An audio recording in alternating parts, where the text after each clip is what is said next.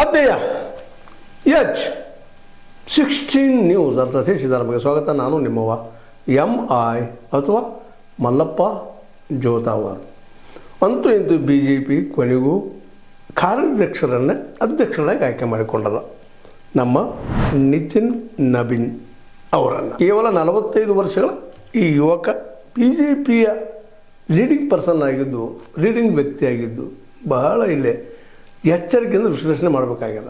ಯಾಕೆಂದರೆ 45-46 ವಯಸ್ಸಿನ ಈ ಯುವಕರು ಇವತ್ತು ರಾಷ್ಟ್ರೀಯ ಅಧ್ಯಕ್ಷರು BJP, ಅದರಲ್ಲೂ ಸೀನಿಯರ್ ಮೋಸ್ಟ್ ನಮ್ಮ ಮೋದಿಯವರು, ಅದರ ಜೊತೆಗೆ ಇನ್ನೂ ಅನೇಕ ಘಟಾನುಘಟಿಗಳಿದ್ದಾರೆ. ಶಾ ಆಗಿರ್ಬೋದು, ರಾಜನಾಥ್ ಸಿಂಗ್ ಅವರಾಗಿರ್ಬೋದು, ನಿತಿನ್ ಗಡ್ಕರಿ ಅವರಾಗಿರ್ಬೋದು, ಇಂಥವರು ಘಟಾನುಘಟಿಗಳಿದ್ದಾಗ ಇವ್ರನ್ನ ಅಧ್ಯಕ್ಷನಾಗಿ ಮಾಡಿದ್ದಾರೆ. ಯಾಕೆ ಅನ್ನೋದು ದೊಡ್ಡ ಒಂದು ಪ್ರಶ್ನೆ ಇವತ್ತು. ಅದು ಅವಿರೋಧವಾಗಿ ಮಾಡ್ಕೊಂಡಿದ್ದಾರೆ.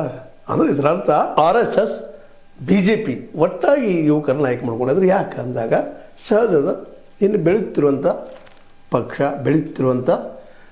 ಜೊತೆಗೆ RSS ಆಯಿತು ಮತ್ತು BJPಯಲ್ಲಿ ಆಯಿತು ಒಂದು ಒಗ್ಗಟ್ಟನ್ನು ಮುಟ್ಕೊಂಡು ಹೋಗುವಂಥ ಒಂದು ವ್ಯಕ್ತಿತ್ವ ಹೊಂದಿದ್ದಾರೆ. ಈ ಬಿಹಾರದಲ್ಲಿ 5 ಸಲ ಶಾಸಕರಾಗಿದ್ದು ಅಲ್ಲಿ ಮಿನಿಸ್ಟರ್ ಸಹಿತ ಆದಂಥ ಈ ವ್ಯಕ್ತಿಯವರು ಇಂಟೆಲಿಜೆಂಟ್ ಅಷ್ಟೆಲ್ಲ ಎಲ್ಲರನ್ನೂ ವಿಶ್ವಾಸ ತೆಗೆದುಕೊಂಡು ಕೆಲಸ ಮಾಡ್ತಿರೋಂಥ ಒಬ್ಬ ಕಾಯಸ್ಥ ಮನುಷ್ಯರು.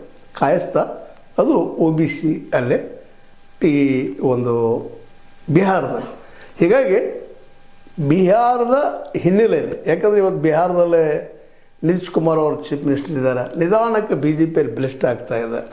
ಬಿಹಾರ ಮತ್ತು ಉತ್ತರ ಪ್ರದೇಶಗಳನ್ನು ಎರಡನ್ನು ತಮ್ಮ ಕೈಯಲ್ಲೇ ತಮ್ಮ ಅಂಡರಲ್ಲಿ ಇಟ್ಕೊಂಡ್ಬಿಟ್ರೆ ಇಡೀ ದೇಶದ ಹಿಡಿತವನ್ನು ನಾವು ಸಾಧಿಸ್ಬೋದು ಅನ್ನುವಂಥ ಸಾಮಾನ್ಯ ತರ್ಕ ಎಲ್ಲರೂ ಅದನ್ನೇ ಮಾಡ್ತಾ ಇರ್ತಾರೆ.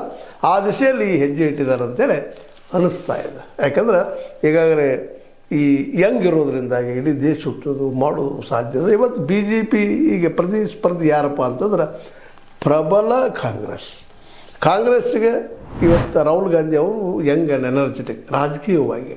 ಅದಕ್ಕಾಗಿ ಅವ್ರ ಜೊತೆ